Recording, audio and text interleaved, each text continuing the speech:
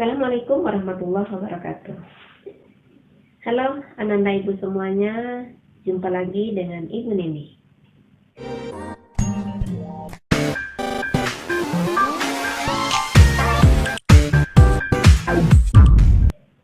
Video pembelajaran kita kali ini adalah tentang alat gerak hewan.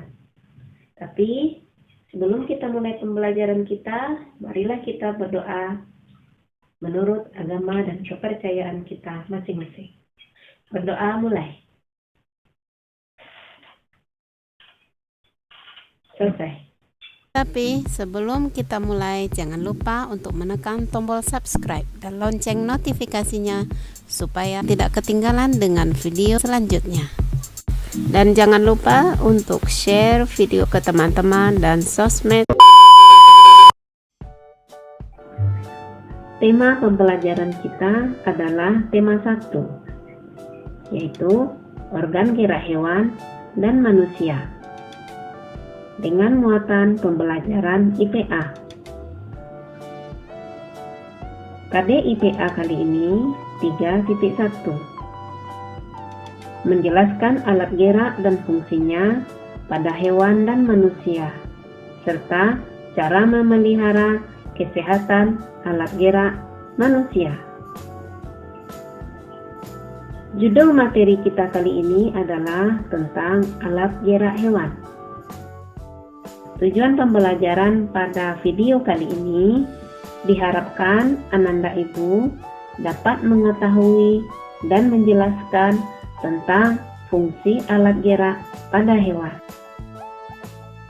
Video pembelajaran ini adalah lanjutan dari video pembelajaran sebelumnya. Alat gerak hewan yang pertama yang kita bahas yaitu serangga. Serangga adalah hewan yang beruas yang memiliki 6 kaki. Ada beberapa jenis serangga yang dapat terbang menggunakan sayap. Contohnya kupu-kupu dan capung.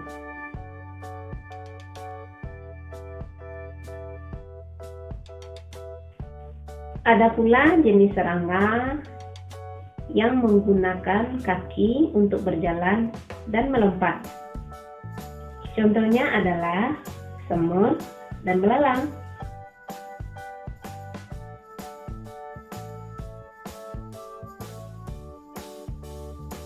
Ada juga beberapa serangga air yang dapat bergerak di atas air. Contohnya anggang-anggang. Ananda tahu kan anggang-anggang? Bagus.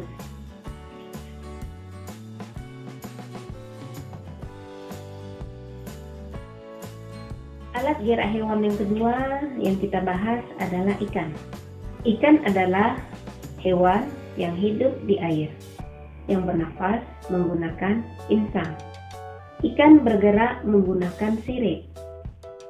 Selain itu, ikan juga mempunyai gurat sisi untuk mengetahui tekanan air. Untuk memudahkan geraknya, tubuh ikan diselimuti oleh lendir.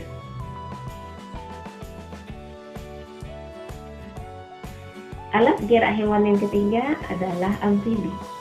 Amfibi adalah jenis hewan yang dapat hidup di dua alam, yaitu di air dan di darat. Contohnya katak. Katak yang hidup di air adalah anak katak, atau yang disebut dengan berudu. Berudu bergerak dengan cara berenang menggunakan ekor. Dan katak yang hidup di darat adalah katak dewasa. Katak dewasa bergerak dengan menggunakan kaki untuk melompat. Alat gerak hewan yang keempat adalah reptilia. Beberapa jenis reptilia bergerak dengan cara melata, yaitu menggunakan perut. Hewan melata menggunakan kemampuan otot perut untuk bergerak dan berpindah tempat. Contohnya ular. Ada hewan reptilia lainnya bergerak dengan cara merangkak. Tahukah anak ibu hewan apakah itu? Bagus. Contohnya adalah cicak, kura-kura, dan buaya.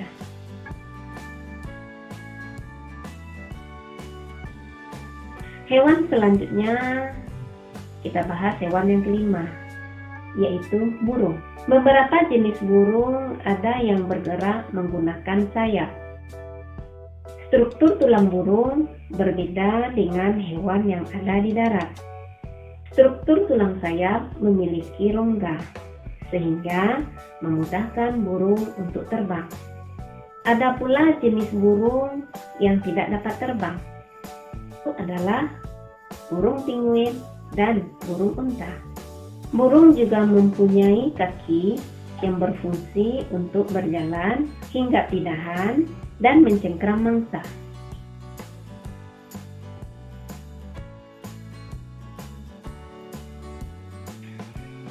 Alat gerak hewan yang terakhir adalah mamalia.